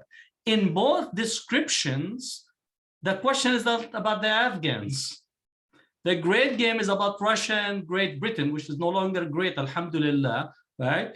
But then also the graveyard of empire is the focus, not the fact that those who died in the imperial projects. So in this, what we are experiencing is a whole structured erasure that goes back historically, again, from the 1830s all the way up to the present. Afghanistan is a country that is fought over, not for itself, but for other than itself, and its own population are erased while asserting the claim that we're doing it to help them. No one in their right mind actually believed that the United States invaded Afghanistan to rescue the Afghans. And the fact that the United States withdrew from Afghanistan to save Afghan is withdrew because it's already was facing a disaster after disaster and have already killed enough that it can't shoot itself out of Afghanistan. But the narrative in the media uses the Afghans as props to erase 20 years of destruction and a total failure, and a $2 trillion being really taken and funneled through the taxpayer base into the military-industrial complex in the United States. So the questions about Afghanistan, about Taliban, about women, about children, about the 14 different ethnicities, it's a question not to actually answer and provide for them, but it's a question to erase them and instrumentalize them again. So you have somebody from the Hudson Institute last week say the United States should be in Afghanistan as a way to project its interests in Central Asia. Again, it's not about Afghanistan, it's about US interests in Central Asia, focusing on China, Russia, Iran, India, Pakistan. So it has nothing to do, again, with the subject of the Afghan in this context.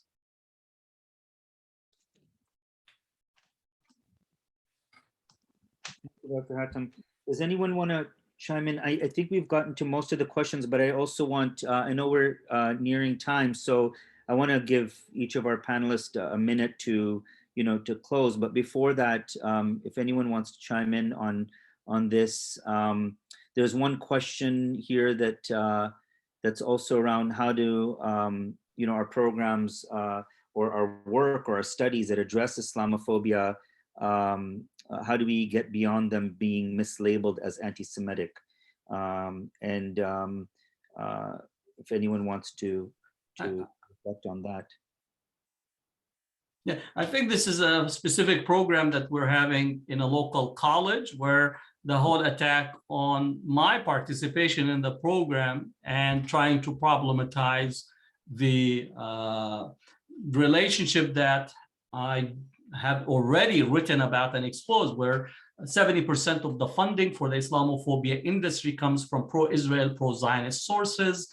The again, the San Francisco Jewish Federation, the New York Jewish Federation, which are the major fundraising arms of the local Jewish community, has been the major arm of funding for Islamophobic figures and individuals. They funded Geert Wilder, one of the most vile characters in Europe, funding the Tea Party patriots, funding Canary Mission, Memory. Anyone that does any work on Islamophobia understand that a heavy cluster of support and advocacy for Islamophobic discourse comes from the pro-Israel Zionist community, and pro-Israel including the Christian coalition that gets mobilized on this question. So when a Muslim points out this, then immediately it says, oh, this is anti-Semitic. And again, for those who look in the development in the UK with the Labour Party, understand this dynamics in a clear way. The ADL today, interestingly enough, the ADL today, the executive director of the ADL nationally, Jonathan Greenblatt, he actually had an interview on CNN. He says that our taking a position against the Ground Zero Mosque or the Cordoba Center was wrong. This is 11 years. I said, sorry, I tweeted out, it's not wrong, it's Islamophobic and racist, Mr. Greenblatt. And for you to come 11 years, where at a time every civil rights organization under the under the sun opposed the attack on the mosque. The security for the protest against the mosque was the EDL, the English Defense League, came out with his forces to protect the protesters who were attempting to shut down the mosque at the time. So the ADL, Anti-Defamation League, was in partnership, or at least on the same side with the English Defense League, Pamela Geller, Robert Spencer, and the rest of them. So these are facts, and we could back it up with the tax return, with the information to point. And I think other people working in the same context, that fighting for Islamophobia, you are confronting the machineries of the pro-Zionist, pro-Israel network that sees rescuing Israel is by demonizing the Muslims in civil society. And I think what we need is to challenge it, and to challenge it systematically, that standing against anti-Semitism does not mean you partner with the English Defense League. Standing against anti-Semitism does not mean you actually welcome Viktor Orban in Israel. Standing against anti-Semitism does not mean partnering with Marine Le Pen in France. Standing against anti-Semitism, you don't actually embrace, Farage in the UK. Standing anti-Semitism, you don't fund the Tea Party patriots, which were the bandwagon that got Trump into his presidency. So that's, at the end, what we are confronting, and we need to actually challenge. And I would say that we have segments within the Jewish progressive, Jewish Boy for Peace, if not now, that are understanding this dynamics and are challenging the organized aspect of the Jewish community that never misses an opportunity to demonize the Muslims in order to have gains and support for Israel as the litmus test for their engagement. I think we need to challenge this. The ADL for me is the Defamation League, not the Anti-Defamation League. Thank you, Dr. Hatem. Anyone else want to respond? Yeah, I mean, I just want to say very quickly, I don't think there's any reason why one cannot be against Islamophobia and also reject, be against anti-Semitism. I think the idea that they are involved in some sort of zero game is a construction. And I think one of it goes back to the possibility of the rearticulation of, the right wing, the European right wing was anti-Semitic, and it expressed its anti-Semitism very boldly. When you have figures like Andrej Breivik, the mass murderer in Oslo, who describes himself as a crusader, he's against socialism, he's against Muslims, immigrants, but he's in favor of the Zionist project in Israel. And this is very, very difficult for people to recognize how the right has transformed itself, and how the way in which white supremacy is being articulated is really part of it is the split between what is considered to be outside whiteness. And I think that is really what's going on there. So there is a very new, interesting book came out just now, talking about the phenomenon of anti-Semitism being used as a way of undermining Muslim agency. But you can look at the work of people like Gilad Jar, talking about, how the Semitism, how the idea of Semitism, how the anti-Semitism is put together in a way in which you make this opposition. Now, I'm talking from the UK. What is interesting is the report that I mentioned to you in '97, which talks about Islamophobia, actually emerged because there was a report by the same organization 1 year before on anti-Semitism called Very Light Sleeper. And the people in that report, many of them leading Jewish thinkers and figures, were involved in saying, well, actually, we can see some of these kind of overlaps with anti-Semitism affecting the Muslim community. So in the space of almost 25 years, you've seen that possibility being diminished.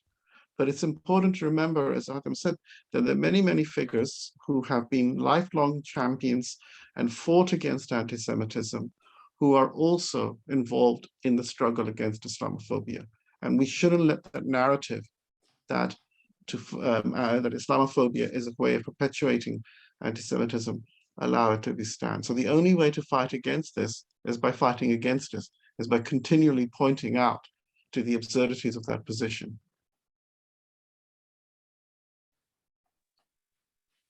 Thank you. Just in the interest of time, Dr. Hatem, I think we're coming up to time, right? So Yes. maybe we'll, if anyone has some final comments, just one thing that's come up for me is just how much things related to Islam and Muslims are theologized, right? I mean, Dr. Salman, you were mentioning so many other contexts, and I was thinking, we don't look to, there's no international kind of thinking around and policy around Buddhist doctrine in the Rohingya case, or around Hinduism and Judaism in the same way, Christianity even. I mean, and often the hatred towards Muslims are based on those things, but we don't seem to theologize them. Well, Munir, you may remember that before the Rohingya burst onto the sort of the global screen, there used to be these Islamophobes would go around, why aren't Buddhists carrying out terrorism? Yeah. Why is it only Muslims? Yeah. And when you see the horrific violence carried out by people, by Buddhist religious figures, against Muslims in terms of perpetuating that violence, against babies, against civilians, all sorts of things, that became another kind of lie. So the whole idea of the narrative is this, that somehow Islam and Muslims are more violent intrinsically, is belied by with so many different kind of historical readings. So I think the problem remains not that there is something that needs to be done about perceptions and things like that, is that we shouldn't start off by accepting these presumptions which make those kinds of interventions possible. And I think it becomes too late when we get involved in having an argument on the grounds that we've already conceded, because then you get involved in this kind of debate. Well, no, there were this and this, and Muslims were this, not that violent, or they were that violent. But the whole debate about it is, how is it that you read the exceptionality of violence with Islamic, which again is very, very recent. I mean, in the United States and elsewhere, for a very long time, there was this idea that Muslims are part of this parlance in ethnic studies of model minorities. Now, so I think one has to be very, very cautious about the way in which the violence is attached to Muslimness, and to contest that attachment on conceptual grounds rather than empirical grounds, on logical grounds rather than empirical grounds. Thank you. Anyone else want to just have a closing reflection, and then I'll hand it back to Dr. Hatem. Well, I think just on the note that Salman had brought up about, you know, this, I mean, I want to talk about this in terms of moral panics that are created and how these moral panics tend to be far more constructed around Muslim bodies or Islam. So while right now we're seeing a lot of moral panic around, you know, Afghanistan and what will happen when the, you know, now that the Taliban, and there's a lot of legitimate concerns, but we haven't seen, I don't think, the same kind of concern about what is happening with the Rohingya in Burma, or, you know, in the Uyghurs in China, or what's happening in India and so on. So I think that, you know, the Muslim folk devil, right, has played an archetypal role in post 9/11 security discourses, policies, and practices as an semblance of deviance and risk, and that this has been very much a global phenomenon. And so I think, just as a final note for me, I would be remiss if I didn't mention the fact that being here in Canada, we have faced in the last 4 years 2 mass murders. White nationalist terrorists who have in 2017 killed 6 Muslim men right after Maghrib prayers in a mosque in Quebec. And then recently, a few months ago, on January 6th of this year, you know, a Pakistani Muslim family who were out for an evening stroll in their neighborhood were, you know, hit by a speeding car, and were essentially identified and targeted for extermination by someone who also, we don't know that much about this individual, but immediately after that attack, within the white nationalist, you know, sort of terrorist networks and incubators, that person was immediately sainted for their action. And there was a picture of the Muslim family that had the word "dead invaders" on it, that was circulating on Telegram.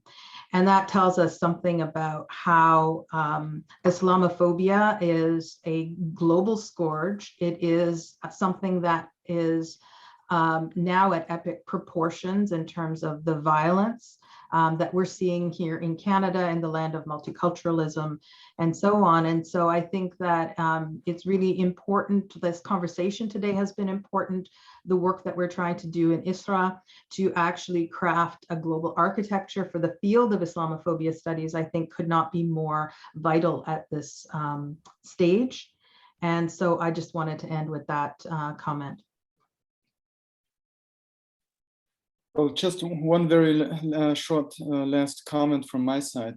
Given that I'm involved more on the European side in this work on Islamophobia, I think what we have to be aware of, since the audience is also quite international here, Islamophobia and Islamophobia studies has become a securitized object in itself. Mm-hmm. We see countries like Austria, where I live, countries like France, where Islamophobia studies and doing Islamophobia, and we know that from the Islamophobia conferences which Hatem has done in Paris, how difficult that is in itself. And to give you an Austrian case, Islamophobia has been, studies have been framed as a means to create a caliphate and as a terrorist act in a way, right?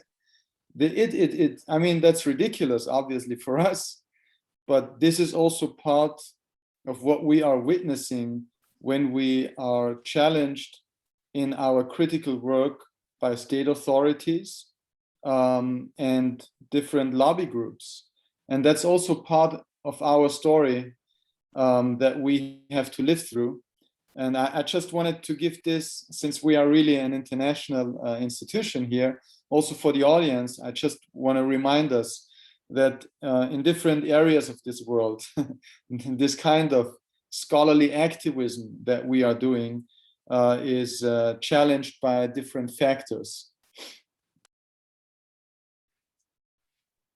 Thank you, Dr. Farid. And, I want to thank you all, of course, esteemed colleagues, panelists, and all the people who have participated today for the comments or any questions we didn't get to, but we thank you for your participation and for your comments in the chat, in the Q&A, and look forward to your participation and collaboration in our ongoing work against Islamophobia.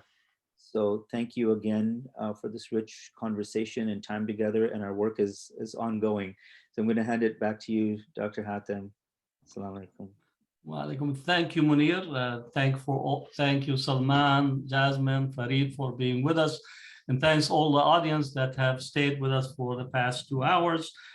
Just to give you an update, we are still building the institution. A website is under development, so we'll have a website for the ISRA, a Facebook page, as well as a YouTube channel. So this current recording will be there for it to be accessible. More importantly, that the ISRA is also anchored with 2 journals, the Islamophobia Studies Journal and Reorient Journal, which is a journal that is edited by Salman, and then Islamophobia, I am the editor of it. So we do have 2 anchor journals that will publish the research that comes out from ISRA, and it is open access through a partnership with Pluto Press Journal. So there is an academic anchor for it. And I would also add that the Europe report that Farid Hafez and has been publishing, will definitely be discussing how to also make that as part of the infrastructure, the academic infrastructure, intellectual infrastructure of the institution. So thank you for being with us, and continue to actually be connected. We will be sending emails and update as we develop the infrastructure for the association. But building takes quite a long time. Building an institution like this quite a long time, even at a national level. And now we're trying to build internationally. But I'm confident that all of us, this is a labor of love, because all resistance is a labor of love. So collectively, hopefully, and we will be able to build this and continue to challenge Islamophobia wherever it rears its ugly head. So thank you, and assalamu alaikum.